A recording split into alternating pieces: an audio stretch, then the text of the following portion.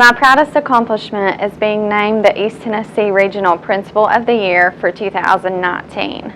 That was such a big honor, and it was such a big honor because I got the chance to really brag about the good work that my students and staff are doing.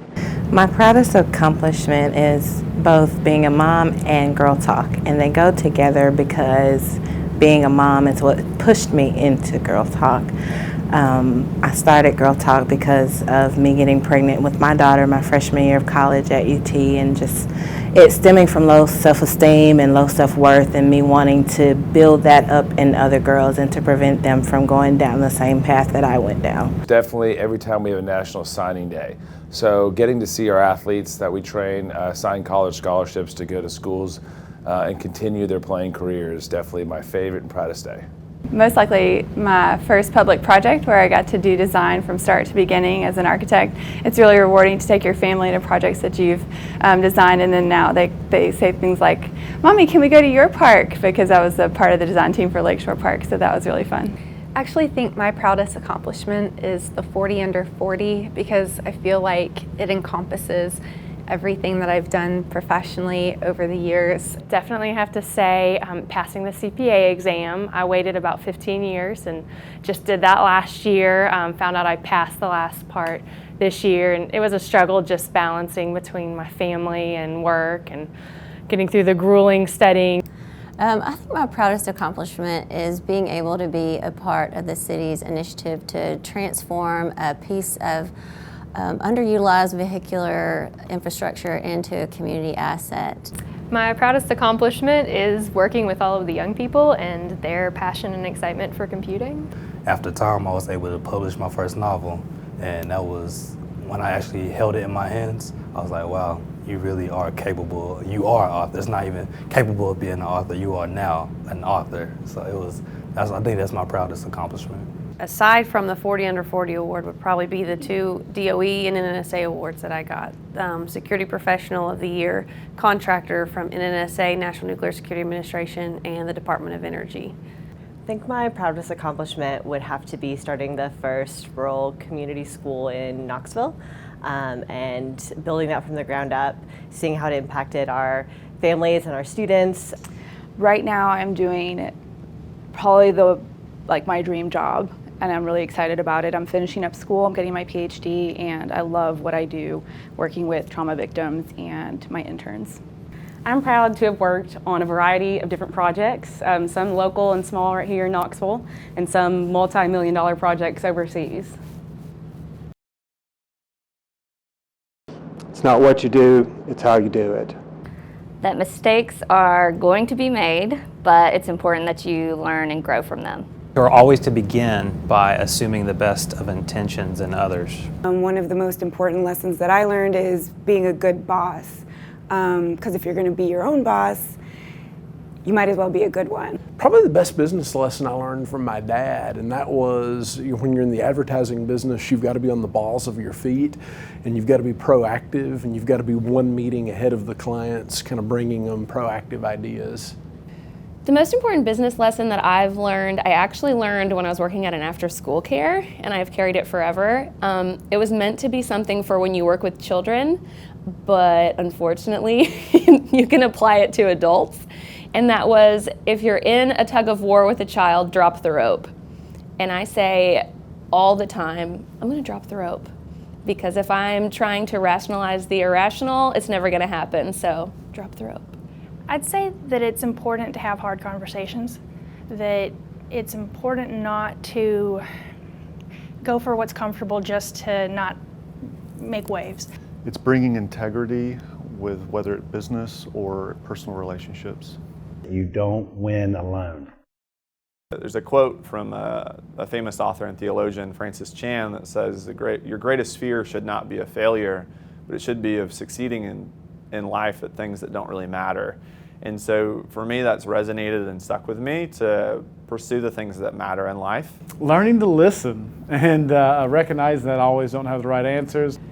I think having good teamwork and being able to work as part of a team. To surround yourself with smart and capable and talented people who will help you learn and grow. I think the most important thing is to be adaptable. Business changes so quickly, technology changes. I think the media business in particular is ever changing. I think patience. I'm naturally not a very patient person. I really think valuing your team is the most important business lesson. You can't get anywhere without the folks that are around you. So I think just showing them respect, appreciation. It's really all about getting up after you've been knocked down. So especially being in the service industry, we make mistakes every day. So really the difference in success that I feel is how you handle it when you make a mistake. You have to be willing to see the world as it is and not how it should be or how you think it should be. I mean, being able to see how it should be gives you a vision, and that's fine. That gives you something to work toward. But if you try to pull that into the present and basically just reject everything, you start seeing the world through a filter, and then you just end up posting memes on Facebook whining about life.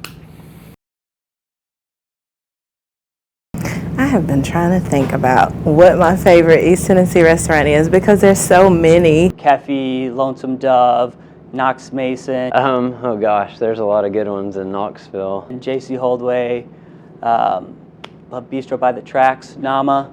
Oh, do I have to choose that? I can't choose anyone. Any Collier restaurant group restaurant for sure. Hands down, Olive Royale. It's easy. It's Tomato Head. Oh, no question. Dead End Barbecue. Not Watson's in Market Square. A bridged beer company. I'd probably start out at Ollie B for breakfast. Ham and Goodies, I don't know if you've been there, but it has the best chicken salad in town in my opinion, and the lemon cookies are very addicting. They're very sweet but delicious. And then a brown bag for lunch. So Jackie's Dream is awesome. I love that in terms of kind of a soul food, meat and three-ish type thing. But there's a lot of good restaurants. It's I also love Kaya, the Korean restaurant, and I also love Asia Kitchen. And I love the new boba tea place called Hey Bear. I don't have one. We can cut that. Do you want me to just do one?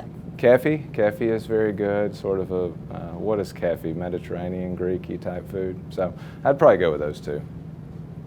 I failed on that. That was really poor performance on my part. Great. McDonald's, by the way, yeah.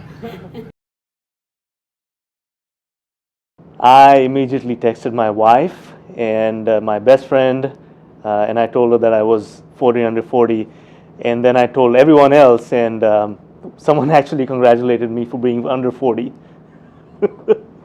So when I found out that I won 40 under 40, my husband and I actually worked together. And so I ran to go tell him, but he was in the bathroom. So I went and told my friend Tam instead. The first person that I told when I was selected was my boyfriend. And I actually told him as soon as I saw the email. And then I started reading down in the email and saw in big bold letters where it said, "Do not tell anyone until this list is public." All right, I'll probably get in trouble because it should have been my wife, but I think I was going to play some pickup basketball with one of my friends right after work, and that's who I told. When I got the emails with my 5-year-old and my 2-year-old, and so I announced and said, "Hey guys, Dad won 40 under 40." And my 5-year-old jumped up, ran over, gave me a big hug and said, "Dad, that's great." And my 2-year-old saw that and he ran over and gave me a big hug and said, "That's cool, Dad. I'm 2. And it was great. It was a perfect moment of just unconditional support. I could have told him, "Hey, I just took the trash out," and I would have gotten the same reaction. So it was really fun. The first person I told about being selected was my husband. I actually thought he was playing a prank on me. And I was like, "Oh my gosh, I can't believe this." And he was like, "I think this is real." And so obviously it is, and I could not be more honored. The first person I told was my wife. What was her reaction? She didn't believe me.